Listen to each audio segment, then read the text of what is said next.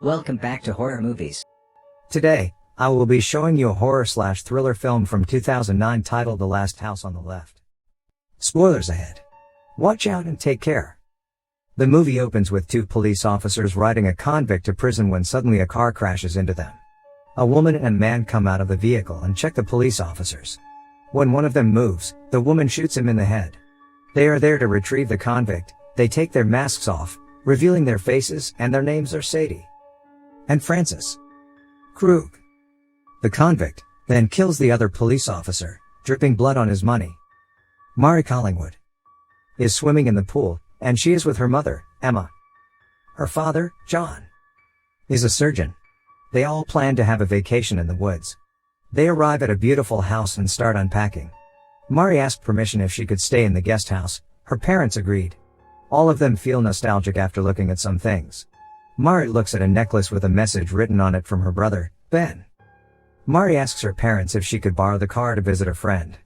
Her mother feels hesitant at first but then agrees if she promises to call her. Mari meets with her friend, Paige, in a store where she is working. She mentions her brother and feels sorry. A customer overhears them talking about if they still do drugs. When he gets to the counter, all three of them introduce their names. Justin asks if he could buy a cigarette without an ID, and in return, he could sell them some drugs. Justin looks at his money and quickly hides the dollar bill that has blood in it.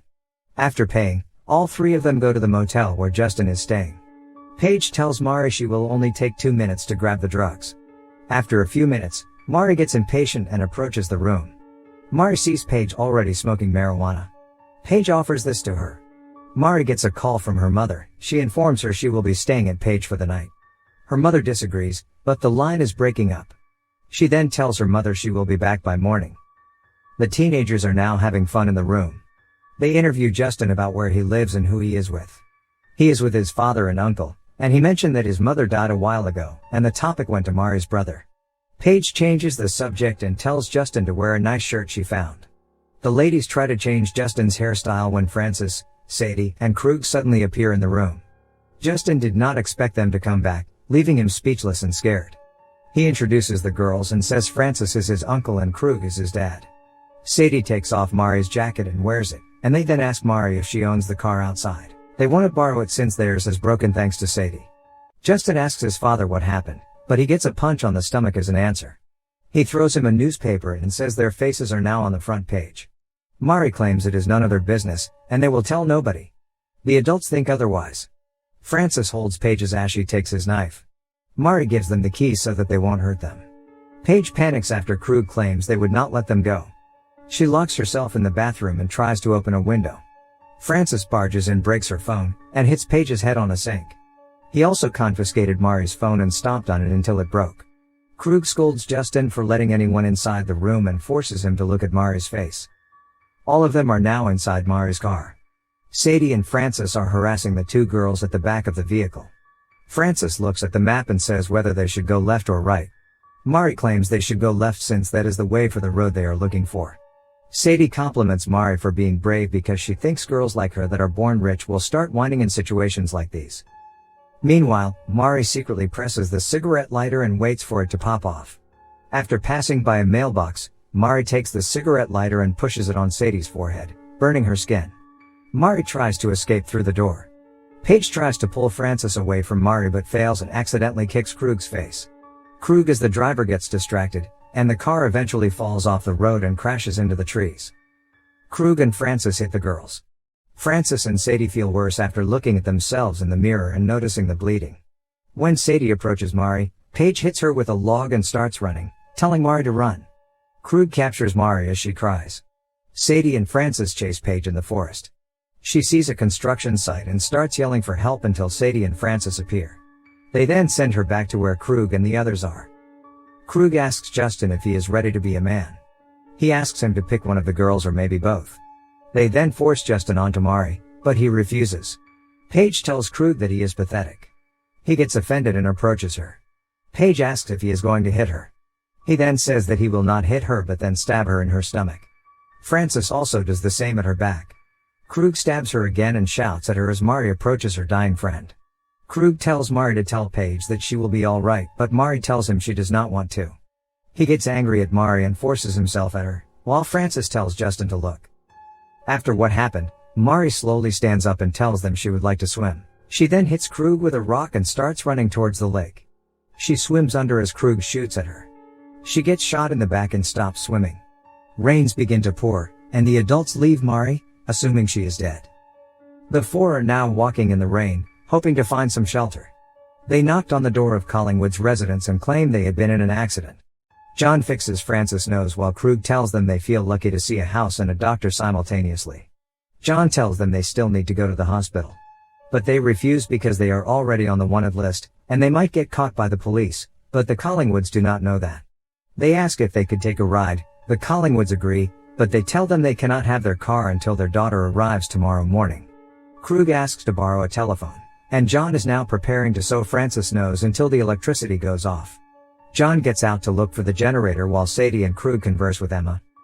Some of the lights are now on, and John sews Francis' nose while Sadie holds the flashlight for them. Meanwhile, we see Mari swimming in the lake, towards a house. Emma tried calling Mari's phone but could not get a signal. John offers them to stay for the night since they have no choice. Justin gets up to return the cup he used to drink hot chocolate. Suddenly, he gets afraid after seeing a photo of Mari on their fridge. Emma notices him looking at the picture and informs him it is their daughter.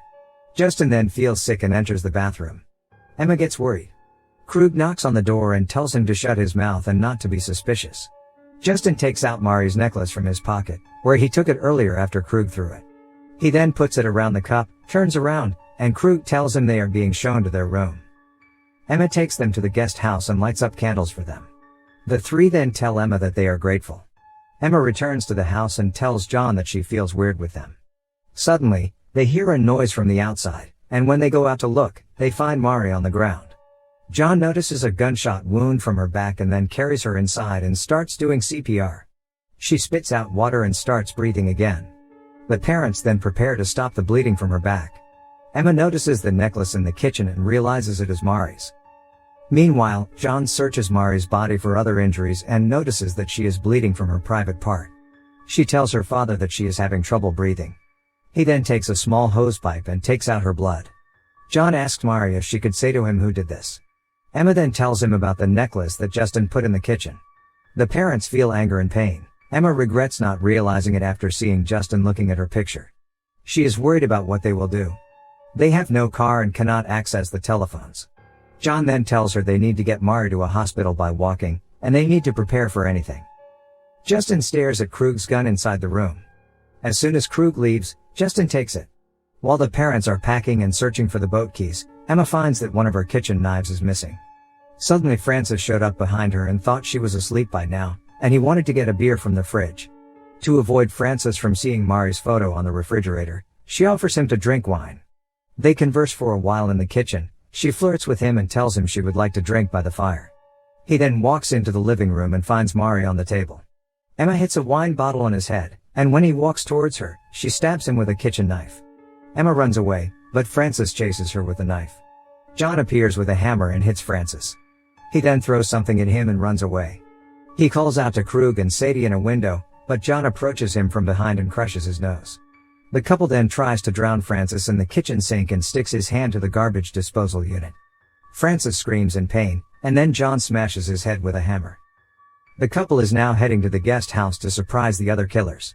They see Justin sitting on the floor with a gun. John slowly approaches Justin, offering him the weapon. After clicking the gun, Sadie wakes up, and John shoots at her. Krug was able to dodge the bullets and then tries to block Emma from entering the room. Krug is able to escape and heads into the house. Sadie locks herself in the bathroom. John fights with Sadie, and Justin comes in to help. Emma appears and shoots Sadie in the eye, killing her.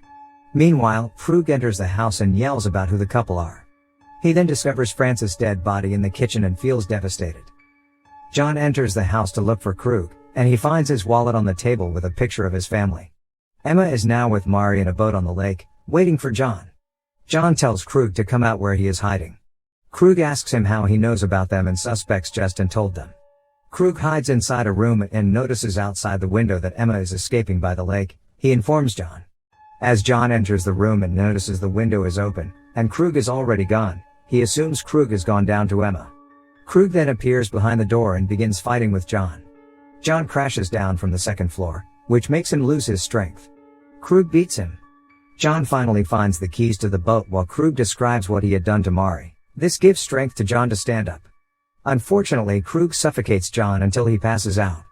He tries to swing the fire poker at him but stops when Justin arrives, pointing the gun behind him. Justin tries to shoot him, but the gun is already out of bullets.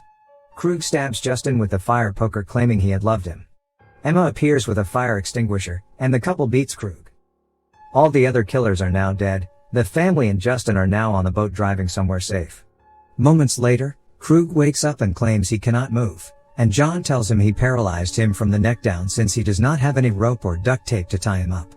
He then puts his head into a microwave and turns it on, making his head blow up. Make sure to subscribe and turn on notifications so you can watch more videos like this.